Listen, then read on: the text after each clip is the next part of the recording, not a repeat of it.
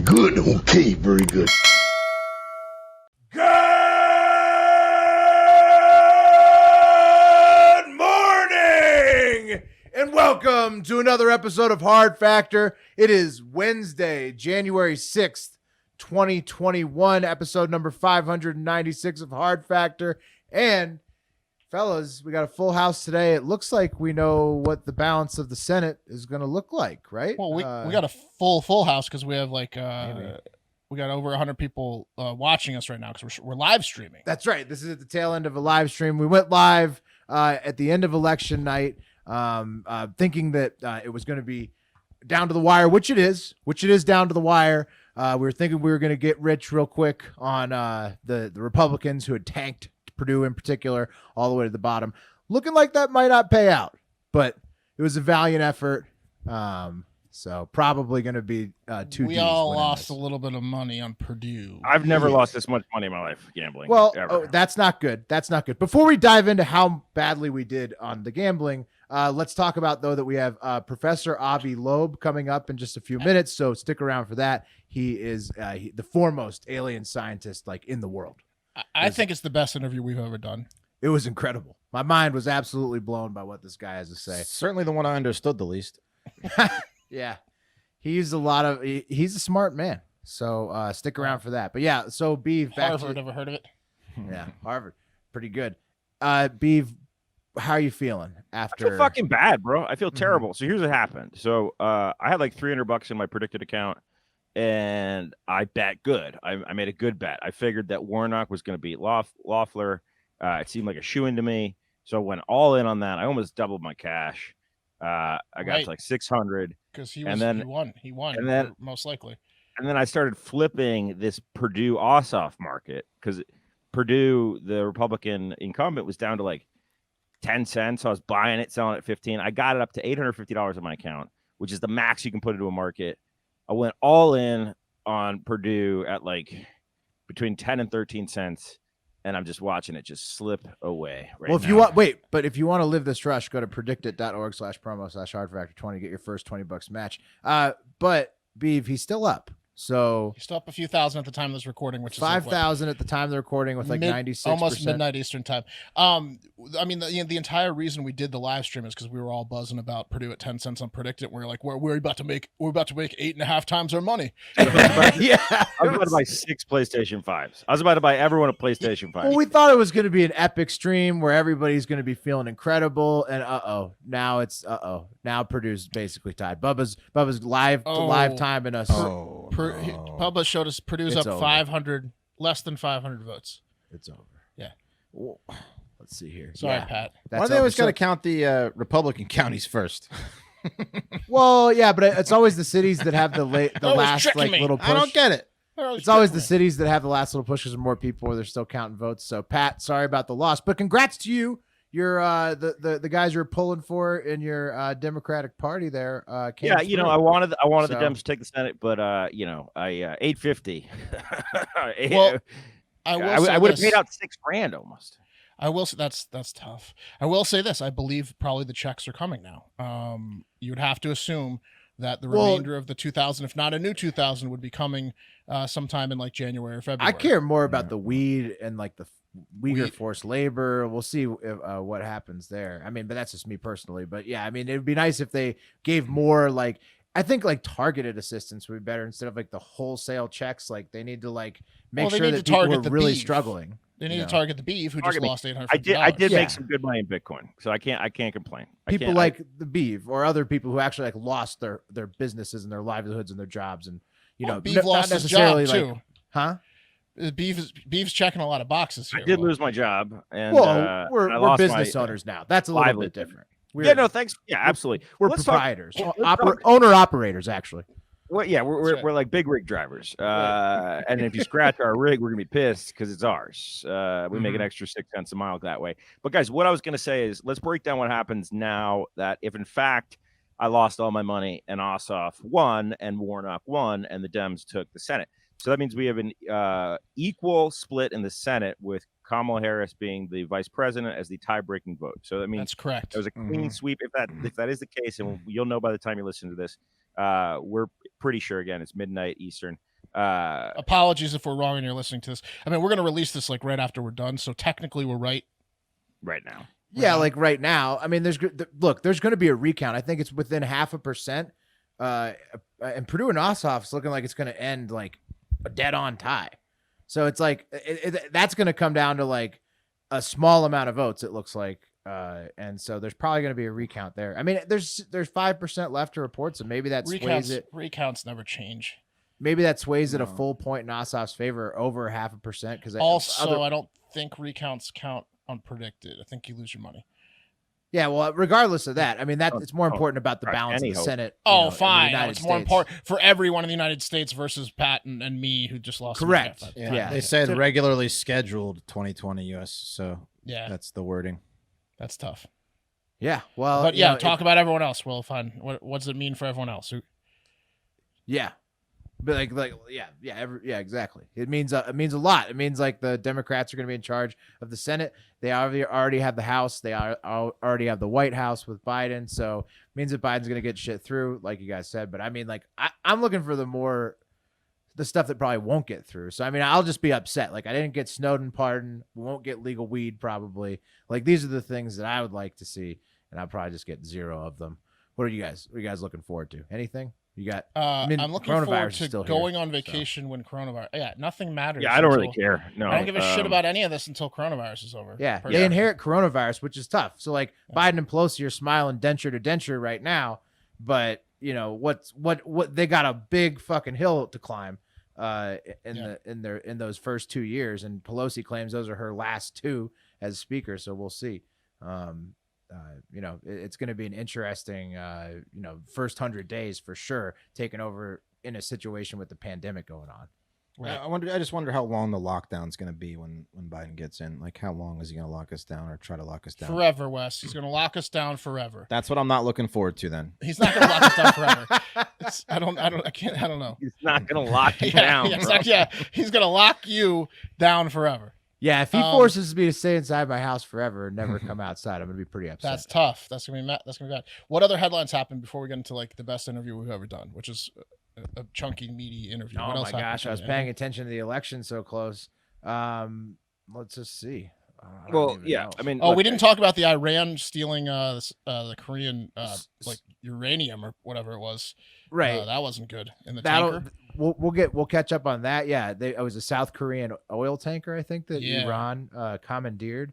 There's a bunch of stories that were submitted. Normally, this is What the Fuck Wednesday, where it's all listener submitted stories. But since we're doing election results and Avi Loeb here in a second, we're gonna catch up on those tomorrow. There's one about a Russian granny killer that's coming up.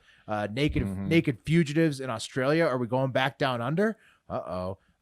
There's like a lake made of lava somewhere. Lots of good shit coming up. So another tied election. Speaking of tied elections, so there you go. That's right, an actual tied election. 2 people got a DUI in the same car, if you could believe that. That's awesome. Yeah, That's same insane. car. Yeah, it was the driver and passenger got the DUI because of some misuse of the hands by the passenger onto the steering wheel. So back to our regularly scheduled lineup of just absolute nonsense and crazy news. But tomorrow. But first, what we need to do is take it to Avi Loeb, Harvard professor. But this interview is brought to you by Caliper CBD. The best thing to soothe stress in your mind and soreness in your body is to take just a packet of Caliper CBD, put it inside your drink or your food, whatever you want, and it just makes it instantly chill immediately. Unless you're Pat. Pat says that it makes most people like calm down. Pat, it just like soothes, it mellows him out while he's still Look, I love Caliper CBD, you know that, and I recommend you get some. Good. I use it. Well, yeah. But no amount of Caliper CBD is going to make me sleep this $850. Right. Your chill level, your chill can't be tamed. And so Caliper can tame most chills except for Pat's. It's based out of Colorado. It's an American-made CBD. It's a tasteless powder. Just crack the packet, pour it in your favorite drink or food, and chill. No disgusting aftertaste like CBD tinctures. I don't know if you've tasted one of those. Those are garbage. This thing is amazing. A tincture tastes like you're drinking out of a rusty hose. This thing is like you're drinking just like, heaven's water. It's beautiful. Tincture sphincter. Yeah. Tincture sphincter is what he meant to say. That's exactly what he meant to say. What's the promo code, Will? There's precisely 20 milligrams of CBD in each packet of Caliper CBD, clinically proven to absorb 450% more than any other CBD powder out there, which is a fuckload. And it's just really great shit. Look, we have commenters who use it. It feels like Molly. That's exactly right. It sends you into ecstasy. It's fucking wonderful. And right now, Beav, this is the code. Get 20% off your first order when you use promo code FACTOR at tricaliper.com/factor. Again, that's 20% off your first order when you use the promo code FACTOR at tricaliper.com/factor. If you don't love it, they'll give you a full refund, 30-day risk-free trial, but you will love it because it's fucking awesome. Again, tricaliper.com/factor. Don't forget promo code FACTOR for 20% off your first order. So this interview with Harvard professor Avi Loeb is brought to you by Caliper CBD. Also, this interview is brought to you by Hard Factor, and we're going to be launching a website, new merch coming. There's going to be extra podcast opportunities through Patreon. We're going to talk about all of that coming up. So make sure to stay tuned. Hardfactor.com. Mm-hmm. Mm-hmm. Yeah, exactly. So you're going to want to hit up all of those things in order to keep the pod coming. But now let's move it along to the interview with Avi Loeb. All right. Welcome to the show, the longest serving astronomy department chair in Harvard's illustrious history, author of the book Extraterrestrial, world-renowned astrophysicist, Avi Loeb. Avi, thanks for joining us. Thank you for having me. Yeah. We understand now, your name has been hot in the internet this week because we understand that the cigar-shaped object that was caught traveling past the Earth in 2017 called Oumuamua may be alien waste or some type of alien object, according to your study. And so can you please explain that to us very slowly so that our brains have time to wrap around it? I dropped out of college, Avi. Well, it's, science is supposed to be really simple. When I fix a problem in my faucet, I treat it just like I do my science. I look at the evidence. I try to figure out what's going on. So I don't think of science as, an occupation of the elite. It's really a way of life, trying to figure out what the world is about. And every now and then you see a phenomena that you can't explain, that doesn't look as if it lines up with what you expected. Okay. So this object, Oumuamua, was the very first object that we spotted near the Earth that came from outside the solar system. It was moving too fast to be bound to the sun, like the planets are. The planets are bound to the sun. They move around again and again. This object was moving too fast, so it must have come from outside the solar system. It was the first one that we discovered in October 2017. So people immediately, astronomers, conjecture that it must be like the rocks that we have seen before, comets or asteroids, objects that belong to the solar system. And perhaps, this object was lost from a planetary system similar to the solar system around another star. That would be the natural thing to expect. So astronomers collected data, and then it didn't look. At first, they thought maybe it's a comet. It didn't look like a comet. It didn't have a cometary tail. So a comet is just a rock that has some ice on its surface, some water ice. And when it gets close to the sun, the ice evaporates. And then you get a tail of gas behind it. Right. There was no such tail around this object. And in fact, the Spitzer Space Telescope looked very deeply behind it, couldn't see anything. So it's not a comet. Well, so then people said, okay, it's not a comet. It must be just a rock, without any ice on it. But then the problem was that it exhibited an extra push. In addition to the sun's gravity, there was something else pushing it. Usually that's something else in the case of a comet is the rocket effect, from the gas that evaporates, just like in a jet plane. A jet plane throws air backwards and then moves forward. So, and a comet throws gas backwards and is pushed forward. But there was no such gas around this object. So the question was, what is pushing it? Oh, wow. And in addition, it looked as if the object has a very extreme geometry, it's much longer than it is wide. because as it was tumbling around, the brightness changed by a factor of 10. And all we see is reflected sunlight. So that means that the area that this object projects on the sky changed by a factor of 10 as it was tumbling. And even if you take a razor thin piece of paper, and you let it tumble in the wind, it doesn't change the area that you see. It doesn't change by more than a factor of 10 because very rarely will it be exactly edge on, And so it looked like a flat object based on the light that was reflected. The most likely shape is actually flat, pancake-like, wow, cigar shape. And then there is this extra push. And we suggested maybe it's a sail, just like the sail on a sailboat. You can push an object by light. The sunlight is bouncing off its surface. Like a laser disc. Gives it some kick, and we developed this technology. It's called light sail. Just like the sail on a sailboat that reflects wind, you can propel a sail that is thin enough by bouncing light. Well, Avi, I'd like to stop you there. It sounds like someone else actually came up with light sail. These people that created this object. Oh, right. They may have been the first. Not us. We also created it, but yeah. Nature does not make such things, very thin layers of material. Nature doesn't make that. So, if indeed it's a light sail, then it must be another civilization. It must be artificial in origin.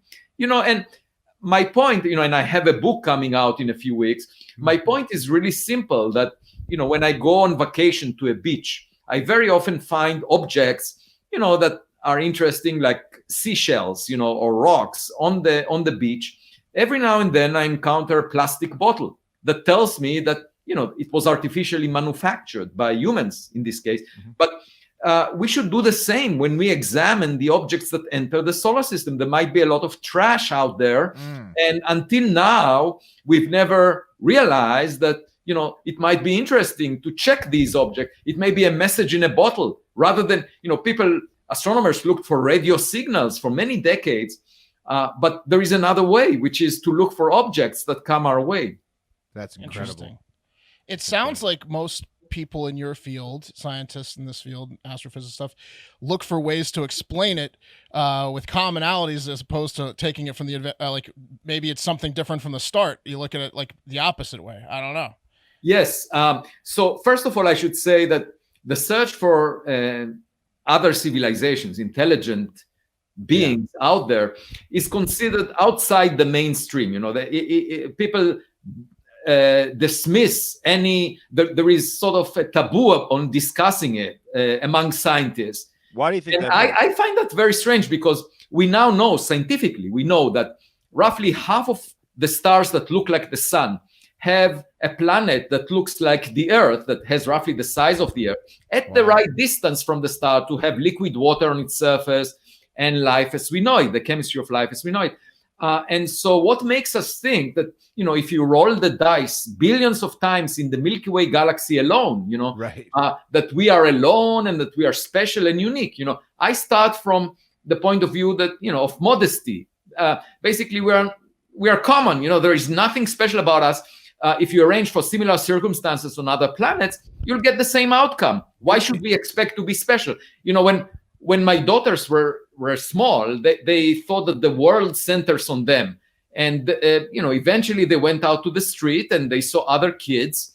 And then they realized, that they are not that special. And our civilization, we need to mature. We need to recognize that we are probably not alone. We are not the sharpest cookie in the jar. We are not the smart. Not only that we are not alone, I think that it's unlikely that we are really the smartest, the most advanced technological civilization around. That would be pretty lucky if we were. I'd be lucky. Yeah. You thought that this one came from the Vega solar system, if I did my homework correctly, or from that direction. Well, actually, it turns out this object was parked in sort of a public parking lot in the frame of reference where, if you average over the motion of all the stars, it was at rest in that frame. And it's sort of like finding a car in a parking lot. You don't know where it came from. And there is no clue as to where it came from, because it was not moving from the direction of a particular star. We actually bumped into it. The sun is moving relative to that parking lot, and so we just scooped it up. And the motion of this object relative to us is the motion of us relative to this parking lot, to this local standard of rest. So we don't know where it could be from. Yeah. Okay. So, the question is, what is it? It could be just junk, space debris. It could be a probe that is aimed to learn about the solar system. It could also be a relay station for communication, or it could be, like a signpost for navigating in the region, the galactic region. Who knows? Whoa. My point is, we need to get more data in the future. We need to get more evidence about similar objects, and we need to abandon this ban that the scientific community has on discussing such things. That makes no sense. The public is extremely interested in the question of whether there is life out there. The public is funding science. We have the technology to address this question as scientists. So how dare the scientific community shy away from this question and not address it? That makes zero sense. Why are they not? Like Pat was saying, is it because they're scared? Do they walk around sheepishly with their head pointed down to the ground? It's religion. It's religion, isn't it? It takes away from your credit, your street cred as a professor, right? Or isn't that part of it? Like, you don't want to be like this out there kind of like, oh, let's not be too out there. Yeah, I think. But at the same time, the mainstream of the scientific community is working on very speculative ideas like extra dimensions, or superstring theory, or the multiverse, supersymmetry, things that have no experimental evidence in favor of. So I think the problem is that people want use science to show that they are smart. They're doing intellectual gymnastics. And if you can use a lot of math to demonstrate that you're smart, that's considered legitimate part of the mainstream activity, even if you work on things that is completely esoteric, that is of no interest to the public. And so people use science as a vehicle to promote their ego, to show that they're smart, rather than its actual objective, which is to learn about the world, And if the public is interested, why not address this question? That's my point. I think we have the tools to address them scientifically. Now, what happens is there is no funding for such research. So young, talented people are not getting into the game. And it's a self-fulfilling prophecy. So then those people that are very reluctant from this, that have a taboo on discussing this subject, they say, look, there is no finding, we don't find anything. Obviously, if you bury your head in the sand and you don't look, you will not find anything unusual, Sure. And so my point is, there is a problem in the culture, the scientific culture, and I discuss it in my book.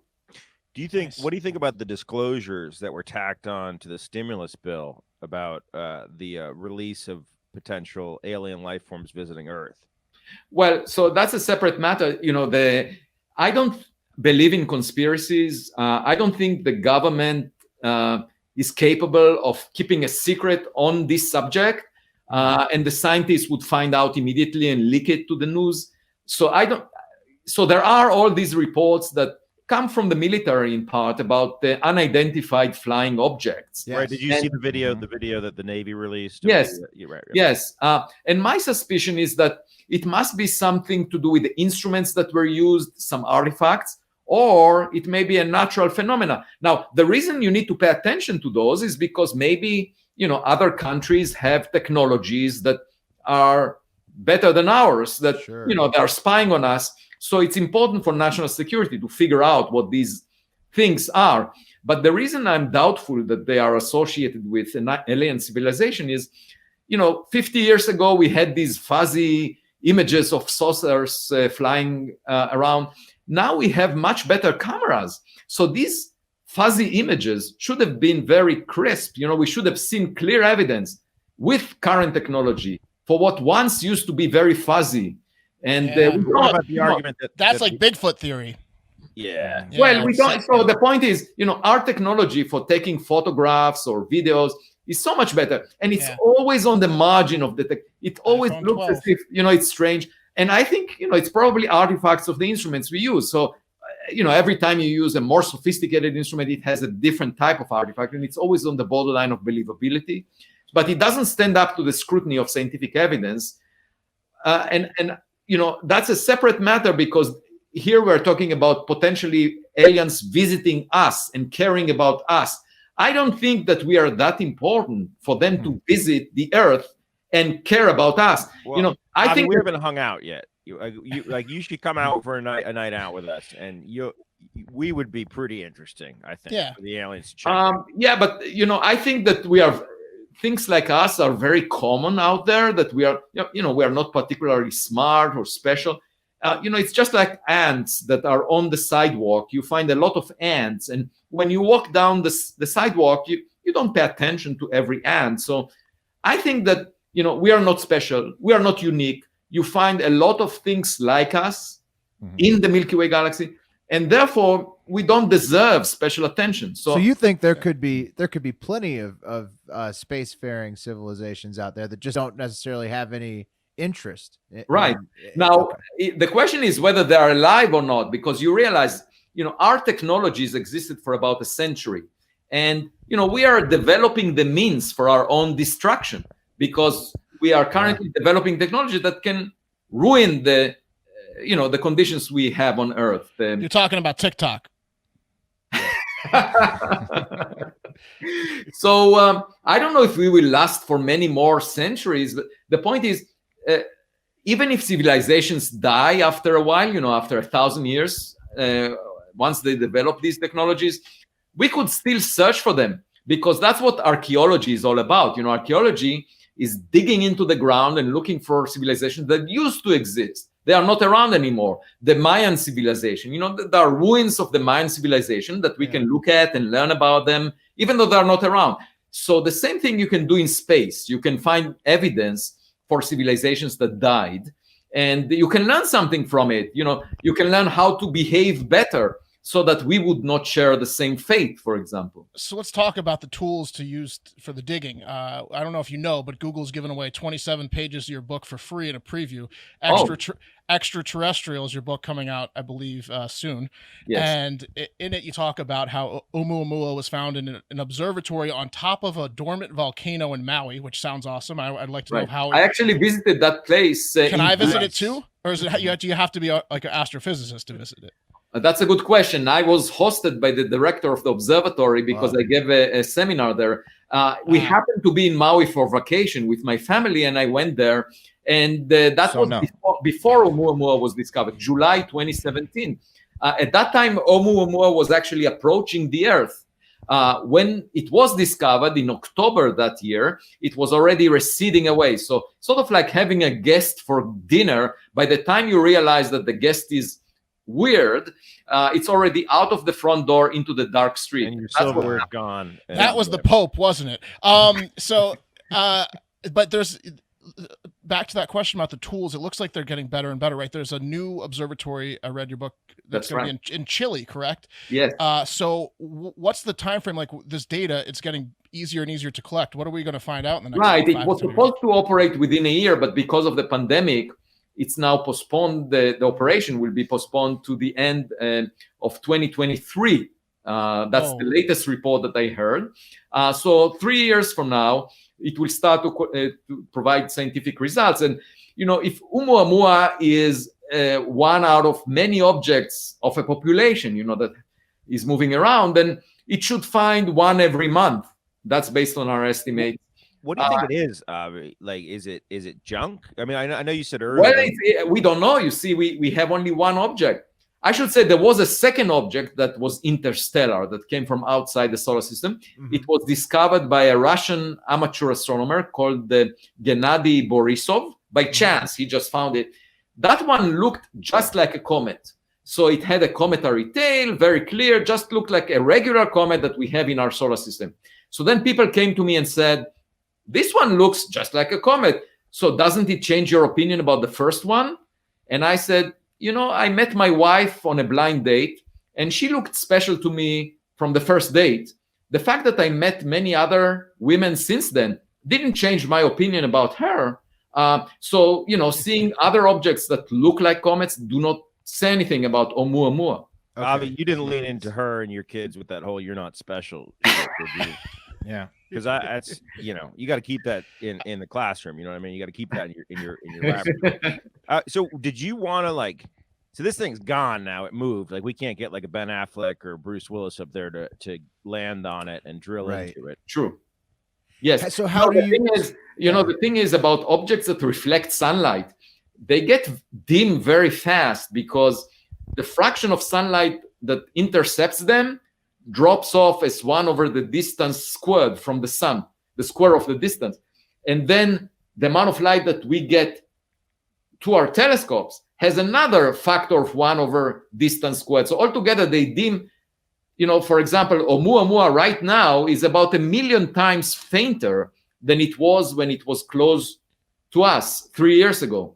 So it's really difficult to see it. And if you were to chase it, even if you had a spacecraft that moves fast enough, you would have to spot it in order to chase it, and you would need a big telescope on that spacecraft. So you have to map these things, really. Yeah. You have to. It's not practical. The best thing to do is catch such objects when they approach us, because then you don't need to move very fast. You can meet them halfway, or Right. you just need to send a camera that will come close and take a photograph. Like a That would be the best. How close can it get? Because Oumuamua was discovered after it was passed. So That was too late. If you see it approaching, how close can you get? Like, what can you glean?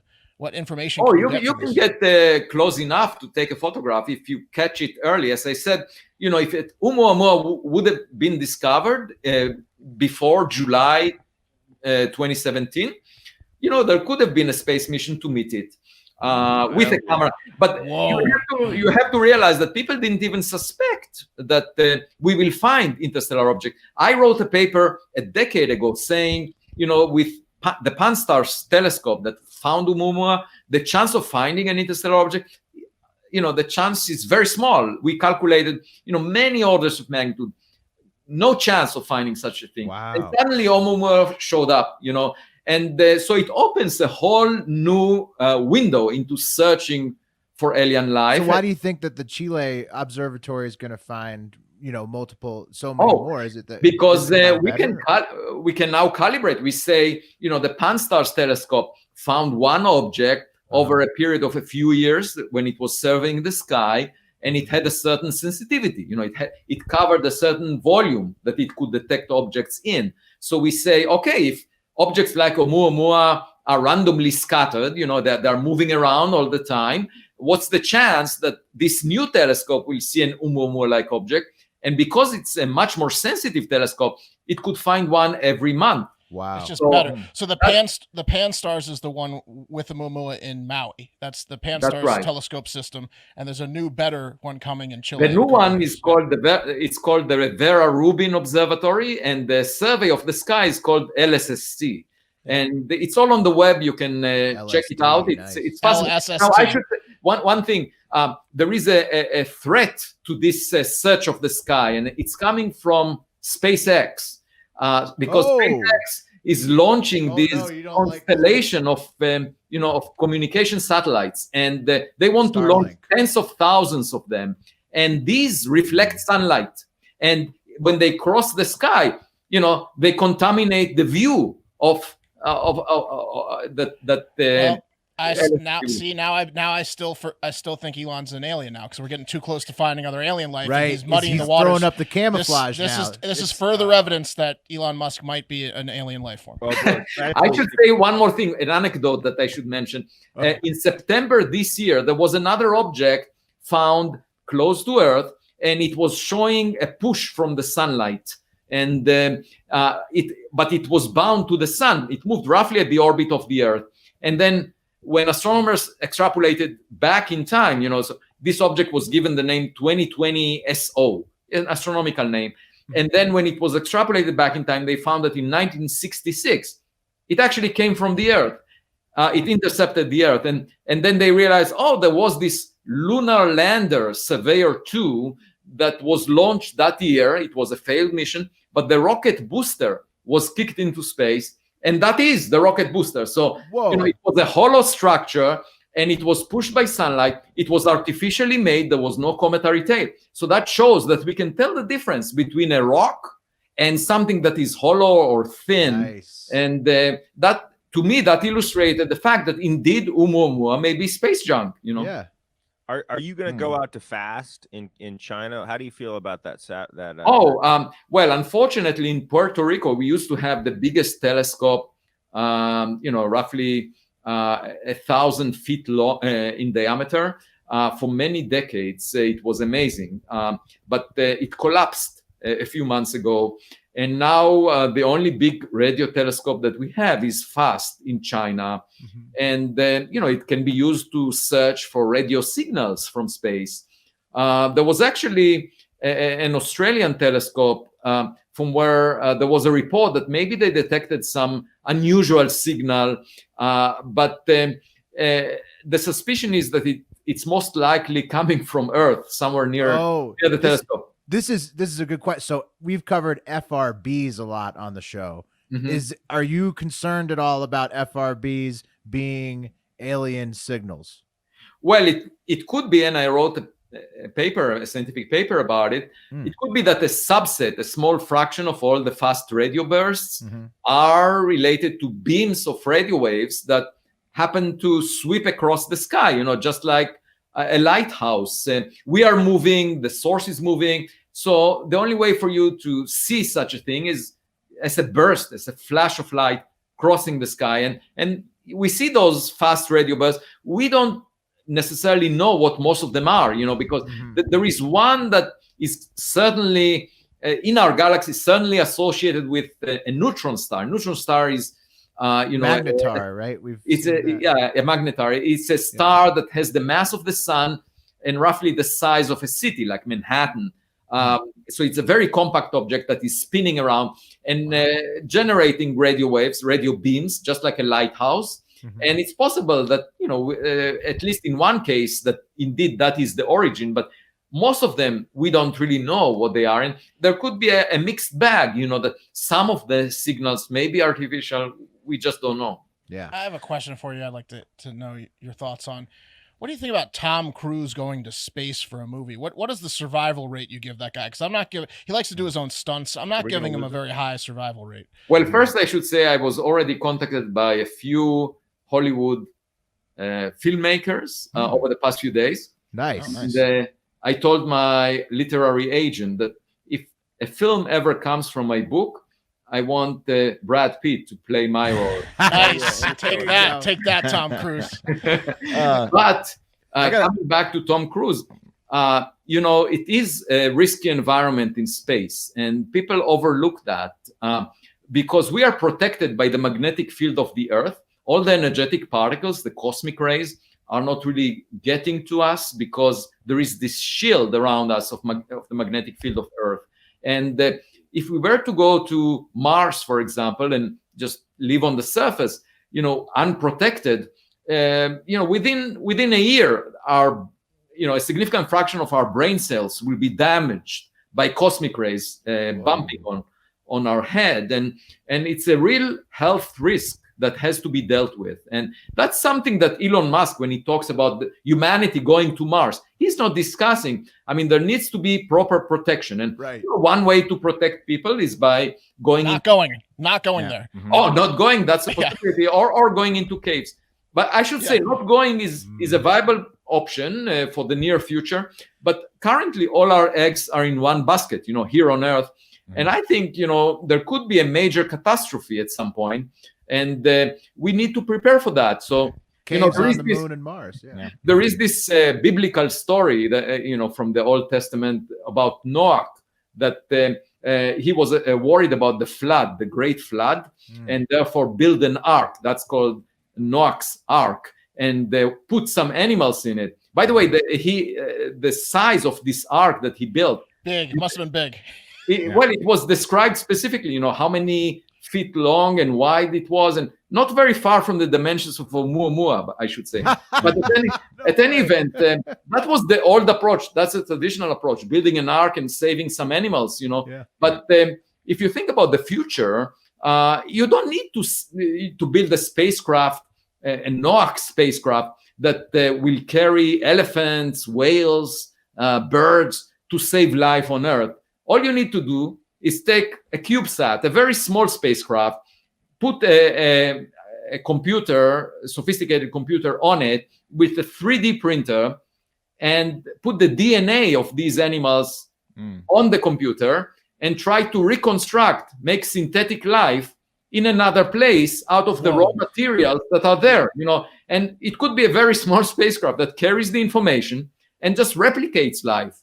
Yeah, Noah was working with what he had, Bubba, pop the picture up, Bubba, pop the picture up. See, Avi, we got a picture that you might need to look at based on this conversation. Okay, you see the screen. Well, I should tell you one thing. Life out there may be very different than what we are familiar with. Maybe it may be very foreign to us because, when you go on a blind date, you often, you look at the mirror and you imagine someone looking similar to you, that you will meet. But in the case when life, that's because we share a common genetic origin, with people that we meet. But if you think about life that formed under completely separate, independent circumstances, it could be very strange to us, very foreign. It would look very different than what we are. Yeah. And I think, especially when dealing with technology, the technology could be much more developed than we have right now, and it would look like magic to us. It will do things that we can't really understand. That's why I make the analogy between Oumuamua and imagine a caveman, being used to playing with rocks all of his life, and then seeing a cell phone. So the caveman would think the cell phone must be a shiny rock, and the same thing, about astronomers used to seeing rocks in the sky, and suddenly there is this peculiar object, Oumuamua. Obviously, they would say, "Oh, it's an unusual rock." Yeah, I got a question. Like, well, Wes, real quick, I'll let you go. But this is like the joke you made, where it's like when that one island civilization that hasn't been discovered yet saw the helicopter recently. That was probably unusual Amazon? for them. Yeah, in the Amazon, they're like, "What the hell is that?" Yeah, that's right. That's right. I want to go back to aliens real quick, and I don't know if you saw, but the recent former Israeli space security chief. Oh yeah. He said that there's this Galactic Federation that we've been in contact with them. What are your thoughts on all that? There are lots of people that claim that they are Napoleon. And he was military, sort of you check their birth certificate, you check their ID, and you can tell that they are not Napoleon. And if they continue to claim that, there is a place for those people. Now, the main point, I have a complaint here about the reporters because, anyone can say anything they want. It's a free country. You can say whatever you want. Yes. But it doesn't mean that we have to pay attention to that if there is no evidence. So the point is, the first reporter that met this guy, okay, he, should have asked, do you have evidence? Do you have a piece of paper that shows that substantiates what you're saying? Because, you can say anything. If you should have asked, do you want to put your pants back on, sir? We are just wasting our time, discussing noise. Right. Anyone can say anything. So that's my problem. He didn't provide any evidence, just made claims. Right. Who cares? I see a lot of people that make claims all the time. Why should we discuss it? So you feel like that where we're really going to find evidence of alien life is still outside the Earth, still like definitely. Far away. I don't think we are sufficiently interesting for them to visit the Earth and pay special attention to us. But there are various ways of searching for them, looking for technological signatures of alien life, and you can look for industrial pollution in the atmospheres of planets. Just like we pollute the atmosphere, you can look for such pollution in other places. You can look for structures, satellites orbiting a planet or mega structures around planet. You can look for objects that come our way. You can look for flashes of light. You can look for illuminated surfaces, like artificial lights. We have city lights that illuminate the night, for us. And it's possible that similar things can be detected on other planets. The dark side of a planet suddenly will be illuminated so by as our cameras get better. We should be able to get better Yes, and better at finding stuff. exactly. Do you think it's possible that accidentally some form of alien terrestrial life came though and exist in the ocean, for example, like what we would deem like a jellyfish or something could have been from another planet? Like how like Yeah, this is actually a possibility that is discussed scientifically, and it's called panspermia. That's the possibility that life came to Earth from another place. Now, it doesn't solve the issue of the origin of life because you had to produce life in this other place, but it's sort of like, seeds of plants that are carried by the wind, and they go to places and establish new plants. Right. And you can imagine that process happening in astronomy. The 3D printer that you mentioned. Seeding planets, one planet that has life is seeding others. And it could be just a natural process where a rock takes some living organisms from Earth and goes to Mars, or vice versa, or to Venus, and plants life, seeds those places with life. Or it could be intentional, that, like I was saying before, that we send a spacecraft to recreate life somewhere else. Wow. Makes sense. That's a lot to think about. I'm glad I took acid right before this. Yeah, Avi, I've never felt dumber. do you do psychedelic drugs? Because I feel like with your job, it would be really hard to stomach psychedelics and what at the same time. No, I I never took and will never take anything that affects my brain because I have to use it all the time, and I don't want to lose my ability to pay attention to reality. What if it expanded your mind? What if it expanded your mind? Well, that's a possibility. Yes, I'm when I would feel that I cannot really do my scientific work anymore, I will either become a politician or I would do what you're suggesting. Nice. You become a politician and you get back into your everyone's not special business. You're not going to get the votes. No, but the good part about being a politician though is that you could expand your mind as much as you want. Nobody really drug tests them. But so Avi, you're good to go.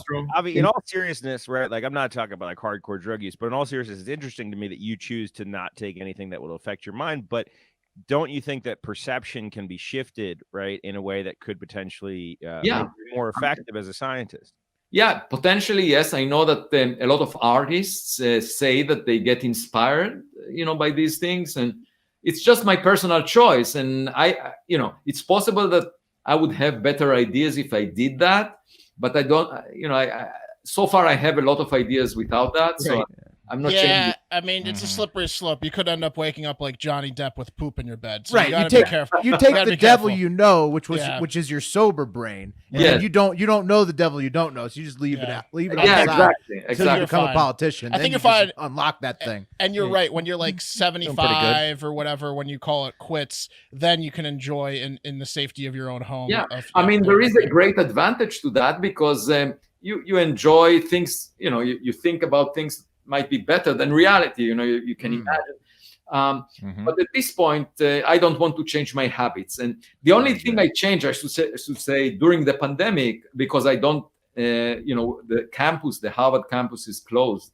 I don't have to drive to work. So every morning at 5 a.m., I jog. And, I go into the local woods and I see, rabbits and the birds and the ducks.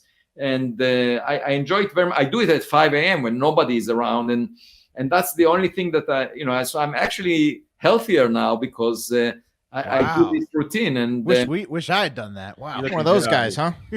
hey, Avi, what sci-fi do you like though? Is it tough for you to watch sci-fi? So I have a problem with science fiction because a lot of the books and the films. They violate the laws of physics. You see things that make no sense to me as a physicist, as a scientist. The journeys are very short. It takes 4.25 years for light to travel to the nearest star, Proxima Centauri. The 2016 election results will arrive there only in February 2021 this year. Wow. So just light, the fastest thing around will take 4.25 years to reach Proxima Centauri. So then going to other stars would take even longer, and the distances are huge. So yeah, you're not doing date night watching a sci-fi movie because you're no fun to watch a sci-fi movie with.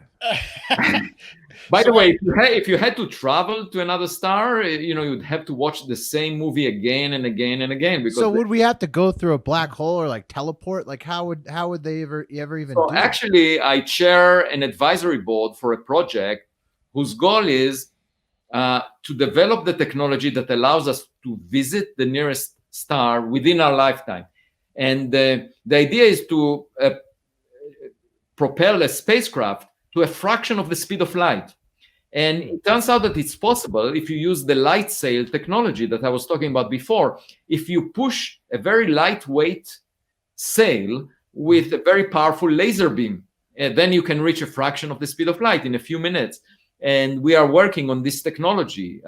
This is a project that I currently chair the advisory board of, and it's funded by an entrepreneur from That's Silicon not Valley. possible with this physics on Earth, though. Obviously, wouldn't our bodies just explode in space? No, you can't. You can't propel humans. Right. We are talking about electronics, so It's a drone, yeah. Something like a cell phone can Okay. be propelled to that.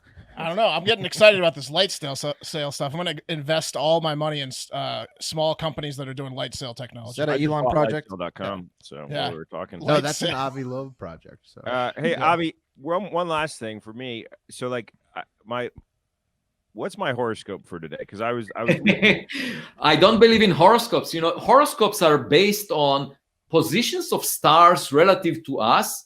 That makes no sense because, we can board a spacecraft, go to another place, and the positions of those stars would look different. And, why would that affect our future? It makes no sense, scientifically speaking. well, because they're saying they're locked to the Earth, and the Earth is always relative to those. Yeah, but they Is don't that- have any effect. You see, these distant stars have no effect on Earth. It's just the sun that affects us. These distant stars have zero effect. It's just that we see them as, it says that I'm gonna find new luck in the next couple of days, and I'd appreciate it if you wouldn't shit on that. Well, your best bet would be on having good people around you. I think I'm talking to Avi Loeb. Come on. The most important decision in life is if you get married, who you marry, and the people that you surround yourself with. That's what dictates your luck, much more than distant stars. Forget about those stars. That's a great lesson. I love That it. that's put that in a fortune cookie, which is also a crock of shit.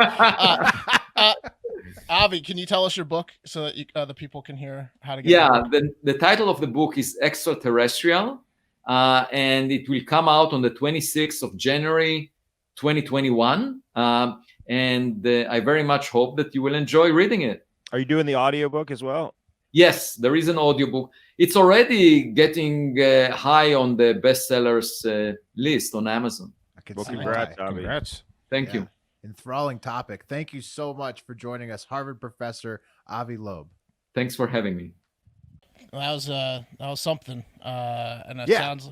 We also talked with Avi off the air. We're gonna have him back on multiple times. I got to clarify too. The image that we popped up that you couldn't hear if you were just listening to the podcast was a gorilla mating with an alien. That's what They started were mating. everything. Well, it was loving. Well- They were okay. There it is. Breast It was, people. yeah, and so Avi, because we were talking about seeding populations on planets. So Avi's not a big aliens or little green people type guy, so we wanted to spoof him a little bit. We knew that going into it, but he was a good sport. He's a really smart guy. He's blowing up. He's got some big things coming too. And yeah, we'll have him on again. Thanks to everyone for listening. Thanks for the people that joined the live stream last night. Again, hardfactor.com is live, so go check that out. The merch. Well, I was is in the live. middle of doing an update, so Hardfactor.com is live now. It's live now. It's live now, Pat. It's tomorrow. And most importantly, have a great fucking day.